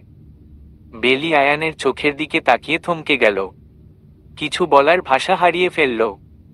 বেলি কিছু বলার আগেই দরজা থেকে কেউ বলে উঠল, বেলি নিচে যাও, ছোট তোমাকে ডাকছে। বেলি দরজার দিকে তাকিয়ে দেখল কুলসুম বেগম দাঁড়িয়ে আছে। বেলি কিছু বলতে চাইলে কুলসুম বেগম ইশারায় আবারও বেরিয়ে যেতে বলল। বেলি চুপচাপ বেরিয়ে গেল। কুলসুম বেগম আয়ানের পাশে বসে মাথায় হাত বুলিয়ে বলল, আমার কোলে মাথা রেখে শুয়ে পড়ো আসিফ, অব্রের মতো আমি টিপে দিচ্ছি। আয়ান মাথা নিচু করে আছে। কুলসুম বেগম ফের বলল, তুমিও আমার আরেক ছেলে আয়ান, মায়ের কোলে মাথা রাখতে পারো। এই সময় হয়তো এইটা খুব বেশি প্রয়োজন ছিল আয়ানের। জবা একটা অন্ধকার রুমে প্রবেশ করতেই রুমের লাইট জ্বলে উঠল। সেই রুমে একটা ছোট টেবিল আর দুই পাশে দুইটা চেয়ার রাখা। একটা চেয়ারে বসে আছে শায়লা সিদ্দিকী। জবার গায়ে কালো শার্ট আর জিন্সের প্যান্ট, মাথায় কালো ক্যাপ। জবা সোজা এসে শায়লা সিদ্দিকীর বরাবর চেয়ারটায় পায়ের উপর পা তুলে বসল। তীক্ষ্ণ দৃষ্টিতে তাকিয়ে রইল শায়লা সিদ্দিকী। জবা আশেপাশে তাকিয়ে বলল, আমার লোকেরা আপনার আপ্যায়ন ঠিকমতো করেছে তো? চা কফি সাথে শরবত কিছুর কমতি পড়েছে কি? শায়লা সিদ্দিকী জবার কথার পিঠে বাঁকা হেসে রুমের চারপাশে তাকিয়ে বলল, আমাকে এখানে নিয়ে আসার কারণটা কি? আমি তো পুলিশের হেফাজতে থাকার কথা। জবার পাশে আলিফ দাঁড়িয়ে আছে। জবা শায়লা সিদ্দিকীর টেবিলের উপর একটা ডায়েরি রেখে বলে উঠল, আপনি তো আমার শিকার, আমার শিকারকে আমি পুলিশের উপর ছেড়ে দেই কিভাবে? ওই সব আইনকানুন আমি নিজেই তৈরি করি। আমার নিজের নির্দিষ্ট আদালত, উকিল, জজ, শাস্তির মঞ্চ আছে। শায়লা সিদ্দিকী জবার কথা শুনে রেগে টেবিলের উপর দুই হাত রেখে বলে উঠল, তুমি আসলে কি চাচ্ছ? সবটাই আমাকে এই পর্যন্ত আনার জন্য তোমার প্ল্যান ছিল, তাই না? আগুন নিয়ে খেলছো, মেয়ে পুড়ে ছাই হয়ে যাবে। জবা শায়লা সিদ্দিকীর কথা শুনে উচ্চস্বরে হেসে উঠল। হাসি থামিয়ে ডায়েরির দিকে ইঙ্গিত করে বলল, বেশি কিছু চাচ্ছি না আপাতত, শুধু আমার মায়ের খুনিদের চাচ্ছি, দেখি কতটুকু পুড়তে পারি আর কতটুকু পুড়াতে পারি। শায়লা সিদ্দিকী ভ্রু কুঁচকে ডায়েরির দিকে তাকালো। উপরে সুন্দর করে রঙিন কলমে খোদাই করে লেখা, মায়া তালুকদার। সাথে সাথে শায়লা সিদ্দিকী চোখ মুখ ভয়ে রক্তশূন্য ফ্যাকাশে হয়ে গেল। দেখ বেলি, মন মেজাজ এমনিতেই খারাপ, তার উপর তোর প্যানপ্যানে মাথা ধরে গেছে। বেলি রেগে কোমরে দুই হাত দিয়ে আয়ানের সামনে দাঁড়ালো। একটু ঝুঁকে আয়ানের মুখের সামনে আঙ্গুল দিয়ে শাসিয়ে বলে উঠল, দেখো। বেলি আর কিছু বলার আগেই আয়ান বলল, কি দেখব? তোর মতো পেতনিকে দেখার থেকে ওই যে দেখছিস, চোখের ইশারায় জানালার পাশের একটা আমড়া গাছ দেখালে, যেটার পাতা ঝরে গেছে, শুধুমাত্র ঢাল দেখা যাচ্ছে, সেখানে ঢালের উপর একটা কালো কুচকুচে কাক বসে আছে। আয়ান সেই কাককে উদ্দেশ্য করে বলল, তোকে দেখার থেকে আমি বরং এই কাককে দেখলে চোখ জুড়িয়ে যাবে, সর সামনে থেকে। আসছে চোখ রাঙিয়ে ফালতু আলাপ করতে। বেলি চোখ ছোট ছোট করে বন্ধ, ঠোঁট জোড়া হাতে করে রেগে বলে উঠল, তুমি আমাকে অপমান করলে। আমি তোমার থেকে হাজার গুণ সুন্দর আছি, তামাটে একটা গায়ের রং নিয়ে এত ভাব দেখাচ্ছ, ওই কাকের সাথে আমার না তোমার তুলনা করা যায়। হয়েছে তোর, এইবার বের হ। আমার কোনো ইন্টারেস্ট নেই তোমার উপর যে সং সেজে সামনে দাঁড়িয়ে কথা বলবো। আয়ান মোবাইল থেকে চোখ সরিয়ে সোজা বেলির দিকে তাকিয়ে কাটকাট কণ্ঠে বলে উঠল, তাহলে এভাবে আমার উপর ঝুঁকে কেন আছিস? বেলি সোজা হয়ে দাঁড়িয়ে বলল, এই জন্যই লোকে পুলিশকে কাঠখোট্টা পাষাণ কসাই বলে। আয়ান হাই তুলে এদিক ওদিক তাকিয়ে বলিস খুঁজে বেলির উদ্দেশ্যে বলে উঠল, একটা কথা ভুল বললি। কসাই হলো তোর ক্রাশ বলিস, আর প্রেমিক পুরুষ বলিস, অথবা না হওয়া হবু জামাই ও বলতে পারিস। বেলি মুখটা ফাটা বেলুনের মতো চুপসে বলে উঠল, আমার যাই হোক, তোমার মতো তো জবা জবা করে পিছু পিছু নির্লজ্জের মতো ঘুরঘুর করিনি। বেশ চটে গেল আয়ান। রাগী কণ্ঠে বলে উঠল, দেখ বেলি, বেশি বেশি বললে গালে কয়েকটা লাগিয়ে দিব। এমনিতেই বলেছি মন মেজাজ ঠিক নেই। এক তো তোর জন্য আমার পুরো লাইফটা নষ্ট হয়ে গেছে, আবার এখন আসছিস আমাকেই কথা শোনাতে। বেলিও কম যায় না, দ্বিগুণ রাগ দেখিয়ে বলে উঠল, তোমাকে বলেছি আমাকে বিয়ে করতে। আজ তুমি বিয়ে না করলে, অভ্র ভাই বাড়ি ফিরলে বড় আম্মু আমাদের বিয়ে দিয়ে দিত। আয়ান বসা থেকে দাঁড়িয়ে গেল। রাগে গজগজ করতে করতে বেলির দুই গাল শক্ত করে চেপে ধরে বলে উঠল, যার জন্য চুরি করেছি সেই বলে চুর এত মানুষের সামনে কিভাবে এই মুখটা দেখিয়ে বেড়াতি? বাড়ির কোম্পানির কত বড় ক্ষতি হতো। বেলি ব্যথায় ছটফট করছে। আয়ান ধাক্কা দিয়ে নিচে ফেলে দিল বেলিকে। বেলি অশ্রু টলটল চোখে বলে উঠল, সমাজ, বাড়ি, কোম্পানি, এইসবের জন্য আমার জীবনটাই নষ্ট করে দিলে। আমার ভালোবাসা, আমার মানুষটা এক বাড়িতে থেকেও আমার না সম্পর্কে সে আজ আমার দেবর। এইসব আমি কিভাবে সহ্য করে বেঁচে আছি? আয়ান কিছু বলতে গিয়েও বেলি অশ্রুসিক্ত চোখের দিকে তাকিয়ে থেমে গেল। বেশ মায়া হলো নিচে পড়ে থাকা মেয়েটার জন্য। এই সম্পর্কের বাহিরেও তো এই মেয়েটার সাথে আয়ানের একটা গভীর সম্পর্ক ছিল। ছোট থেকেই এরা একজন আরেকজনকে সহ্য করতে পারে, না দেখলেই ঝগড়া, না দেখা হলেও নিয়ম করে একজন আরেকজনের রুমে গিয়ে একটা না একটা ঝামেলা পাকিয়ে আসবেই। এটাকে ওরা সুন্দর একটা নাম দিয়েছিল, গভীর শত্রুতাম। বলা যায় শত্রু শত্রু খেলা। আয়ানের ছোট বোন আয়ান তো সব সময় ছোট বোনের মতোই দেখে এসেছে। ছোট বোন যাকে ভেবেছে সে আজ বউ। ভাবতেই আয়ান মাথা চক্কর দিয়ে উঠল। সে বেলির হাত ধরে এক টানে দাঁড় করিয়ে টেনে নিয়ে রুম থেকে বের করে দিল। কয়েক সেকেন্ডে কি হয়ে গেল বুঝে উঠার আগেই আয়ান বেলির মুখের উপর ঠাস করে দরজা বন্ধ করে দিয়ে বিছানায় এসে বসল। পাশেই অবহেলায় তোয়ালেটা পড়ে আছে। আয়ান খুব ভালো করেই জানে বেলি এতটা রেগে কেন এসেছিল। তোয়ালেটা নিয়েই ঝগড়া করতে এসেছিল, উল্টো কি থেকে কি হয়ে গেল। এরা কি কখনো অন্য স্বামী স্ত্রীর মতো স্বাভাবিক হতে পারবে? এই গভীর শত্রু শত্রু খেলা শেষ হয়ে কি কখনো একজন আরেকজনের গভীর প্রেমে পড়বে? নিরুপমা শিকারী চোখে তাকিয়ে আছে শায়লা সিদ্দিকীর ঘাবড়ে যাওয়া মুখটার দিকে তাকিয়ে। শায়লা সিদ্দিকী মায়াভরা দৃষ্টিতে নিরুপমার দিকে তাকিয়ে বলে উঠল, জবা। আর কিছু বলার আগেই নিরুপমা কঠিন কণ্ঠে বলে উঠল, আমি জবা নই, আপনার সামনে সিআইডি অফিসার নিরুপমা, নিরু তালুকদার। শায়লা সিদ্দিকী আশেপাশে তাকিয়ে থমথমে মুখে বলে উঠল, তুমি অকারণে আমাকে এখানে এনেছো, আমাকে আর জিজ্ঞেস করার মতো কিছুই নেই এই কেসে। আমি নিজেই আসিফকে অপহরণ করেছি, সবকিছু আমি মেনে নিচ্ছি। নিরুপমা বাঁকা হেসে চেয়ারে হেলান দিয়ে বসে শায়লা সিদ্দিকীর দিকে এক দৃষ্টিতে তাকিয়ে আছে। নিরুপমার এই নীরবতা বুঝিয়ে দিচ্ছে ঝড়ের পূর্বাভাস। আলিফ নিরুপমার নীরবতা দেখে মনে মনে বলে উঠল, এই মহিলার সাথে কিসের শত্রুতামি হতে পারে বড় ম্যামের। এই দ্বিতীয়বার এখানে নিরুপমা শায়লা সিদ্দিকীকে এনেছে। আলিফ সিআইডি অফিসে জয়েন হয়েছে আজ 4 বছর। 4 বছরে দ্বিতীয়বার নিরুপমা দ্বিতীয়বার এই রুমের দরজা খুলেছে। প্রথম খুলেছিল আজ থেকে 2 বছর আগে। কি ভয়ঙ্কর মৃত্যু দিয়েছিল ওই লোকটাকে ভাবলে এখনো আলিফের গায়ের পশম খাড়া হয়ে যায়। লোকটার দোষ ছিল এই একই। আলিফ ওই দিন ও দেখেছে নিরুপমাকে এই ডায়েরিটা বের করতে। কি আছে এই ডায়েরিতে? মায়া তালুকদার কে? কি হয়েছিল উনার সাথে? আলিফের ভাবনার মাঝে ঘর কাটিয়ে হেসে উঠল নিরুপমা। কি ভয়ঙ্কর অদ্ভুত হাসি! ঘা ছমছম করে উঠল। এই মাঝরাতে চারপাশে নীরবতা, রুমে শুধু হালকা ডিম লাইট জ্বলছে, তার মাঝে নিরুপমার এমন ভয়ঙ্কর হাসি। শায়লা সিদ্দিকী অবাক নয়নে তাকালো নিরুপমার দিকে। সেই সকালের শাড়িটা পরনে শায়লা সিদ্দিকী শাড়িটা চিনে। চুলগুলো ছেড়ে রেখেছে চেয়ারে বসার কারণে ফ্লোরে এই লম্বা চুলগুলো হেলদোল খাচ্ছে, বড় বড় টানা টানা চোখগুলো জলজল করছে, ফর্সা মুখটায় নিরুপমাকে দেখতে কি ভয়ঙ্কর লাগছে। শায়লা সিদ্দিকী নিরুপমাকে তেমন গুরুত্ব হিসেবে নিল না। পুরো একটা বছর নিজ বাড়িতে মেয়েটাকে দেখেছে। লাজুক ভীতু একটা মেয়ে। হঠাৎ প্রশ্ন জাগলো শায়লা সিদ্দিকী মনে, নিরুপমা এতদিন মিথ্যা পরিচয় কেন থেকেছে ওই বাড়িতে? উদ্দেশ্য কি? শায়লা সিদ্দিকী হঠাৎ বলে উঠল, তুমি আসলে কে? নিরুপমা খুব শান্ত কণ্ঠে উত্তর দিল, মায়া তালুকদারের মেয়ে নিরুপমা তালুকদার। যা ভেবেছিল তাই সত্যি হয়ে গেল। নিরুপমাকে ওই বাড়িতে প্রথম দিন দেখেই শায়লা সিদ্দিকীর এমনটাই মনে হয়েছিল, কিন্তু এত একটা গুরুত্ব দেয়নি। নিরুপমা শায়লা সিদ্দিকীর দিকে ঝুঁকে বলল, চিনতে পেরেছেন? শায়লা সিদ্দিকী কিছুটা অপ্রস্তুত হয়ে পড়লে, না, আমি কিভাবে চিনব? নিরুপমা টেবিলের উপর ডায়েরির পৃষ্ঠা উল্টাতে উল্টাতে বলল, সে কি প্রাণপ্রিয় বান্ধবীর মেয়েকে না চিনতে পারেন? তাকে তো চিনার কথা। কঠিন কণ্ঠে বলে উঠল শায়লা সিদ্দিকীকে আমার বান্ধবী? আমার কোনো বান্ধবী নেই। হঠাৎ নিরুপমার কি হলো কে জানে।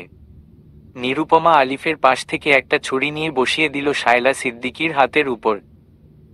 গগন কাঁপিয়ে চিৎকার করে উঠল শায়লা সিদ্দিকী। ব্যথায় মনে হচ্ছে এই বুঝি দেহ থেকে রুহটা বের হয়ে যাবে। নিরুপমা দাঁতে দাঁত চেপে বলে উঠল, মিথ্যা কথা এখানে যত ইচ্ছে বলতে পারো, তার পরিবর্তে প্রতিটা মিথ্যা কথার জন্য এমন গিফটও রেডি থাকবে। কথা বলার আগে নেক্সট ভেবেচিন্তে বলবে, এখানে মেরে ফেললেও কেউ আসবে না তোমাকে বাঁচাতে, তোমার ছেলেও না। শায়লা সিদ্দিকী চিৎকার বন্ধ করে দাঁতে দাঁত চেপে ব্যথা সহ্য করে ঠোঁটের কোণে হাসি ঝুলিয়ে বলল, তুমি আমাকে মারবে না সেটা আমি জানি। নিরুপমা আলিফের কাছ থেকে পিস্তল নিয়ে ঘুরাতে ঘুরো বলল, আচ্ছা তাই নাকি। শায়লা সিদ্দিকী মুখে ঝুলে আছে শয়তানি হাসি। হাসি ঝুলিয়ে বলল, আমার কাছ থেকে তোমার অনেক কিছু জানার আছে, তাই তুমি আমাকে মারতে পারবে না। হাত থেকে গড়িয়ে রক্ত পড়ছে। নিরুপমা পিস্তল রেখে শায়লা সিদ্দিকী দিকে তাকিয়ে বলল, বাহ, আমার সম্পর্কে ভালোই বুঝে ফেলেছ, গুড গুড। শায়লা সিদ্দিকীর চোখে মুখে একটুও ভয় নেই। নিরুপমা শায়লা সিদ্দিকীর চোখের দিকে তাকিয়ে বলল, আলিফ, ওদের নিয়ে আসো। আলিফ মিনিট দুয়েকের মধ্যে একটা হাত মুখ বাঁধা মেয়েকে নিয়ে এসে উপস্থিত হল। শায়লা সিদ্দিকী অবাক হয়ে বলে উঠল, ওকে কেন এনেছ? নিরুপমা ঝুঁকে এসে শায়লা সিদ্দিকীর কানে কানে ফিসফিস করে বলল, এক জানোয়ারের মুখ থেকে সত্য কথা বের করতে। মৌরি? হ্যাঁ, নিরুপমা মৌরিকে ধরে এনেছে, তাতে একটু ভয় পেলেও পর মুহূর্তে শায়লা সিদ্দিকী মুখে আবার সেই বিশ্রী হাসি ঝুলিয়ে রাখল। নিরুপমা অবাক না হয়ে পারল না। শায়লা সিদ্দিকী কোনো কিছুতেই ভয় পাচ্ছে না। যতটা সহজ ভেবেছিল শায়লা সিদ্দিকীর মুখ থেকে কথা বের করতে পারবে নিরুপমা, এখন মনে হচ্ছে তার থেকে অনেক কঠিন হবে। শায়লা সিদ্দিকী জানে মুখ খুললেও তার মৃত্যু, না খুললেও মৃত্যু, তাহলে সে বলবে কেন? সে কিছুতেই কিছু বলবে না। বলবে না সে কি করেছিল মায়া তালুকদারের সাথে। নিরুপমা বসা থেকে দাঁড়িয়ে আবার টেবিলের উপর দুই হাতের ভর ছেড়ে দিয়ে শায়লা সিদ্দিকীর দিকে তাকিয়ে রাগী কণ্ঠে বলে উঠল, কালকের জন্য তৈরি হয়ে নাও। কাল তুমি নিজ মুখেই বলবে মায়া তালুকদারের সাথে কি হয়েছিল। শায়লা সিদ্দিকী শয়তানি হাসি ঝুলিয়ে তাকিয়ে আছে নিরুপমার যাওয়ার দিকে। মনে হচ্ছে স্বর্গের কোনো পরী হেঁটে যাচ্ছে, হাঁটায়ও এত তেজ। নিরুপমা যেতে যেতে একজন লোককে ইশারা করে বলে উঠল, এর হাত থেকে ছুরিটা বের করে কাপড় বেঁধে দাও, কাল পর্যন্ত তো বেঁচে থাকতে হবে। এক ফোঁটা পানিও দিবে না, হাত পা মুখ বেঁধে এক কোণায় ফেলে রাখো, আর সামনে যত ধরনের সুগন্ধি খাবার আছে ফেলে রেখো, এতে খিদে বাড়বে, তবে চোখের সামনে খাবার থেকে খেতে পারবে না। আলিফ মাথা নিচু করে বলল, আর এই মেয়ের কি করব? নিরুপমা মৌরির ছলছল চোখের দিকে তাকিয়ে বলল, পাশের রুমে আটকে রাখো। নিরুপমা হেলে দুলে আস্তে করে দরজা খুলে ভেতরে প্রবেশ করল। সোফায় মনে হচ্ছে কেউ বসে আছে। জলজন্তু চোখগুলো দরজার দিকেই তাকিয়ে আছে। নিরুপমা হাত ঘড়ির দিকে তাকিয়ে দেখল 3টার কাঁটা ছুঁই ছুঁই। নিরুপমা হেঁটে সোজা সিঁড়ির গোড়ায় চলে আসতেই হাওয়ার বেগে কেউ একজন এসে নিরুপমার দুই বাহু শক্ত করে চেপে ধরে নিজের দিকে ঘুরিয়ে নিল।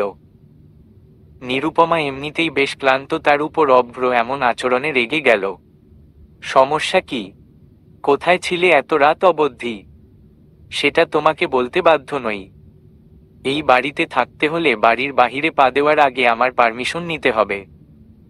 ভদ্র বাড়ির মেয়েরা রাত 3টায় বাড়ি ফিরে না।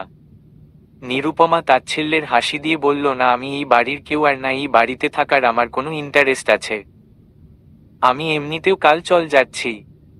নিরুপমার এমন কথা শুনে অভ্র এতক্ষণ জ্বলতে থাকা আগুন চোখে নেমে আসলো আমাবস্যা।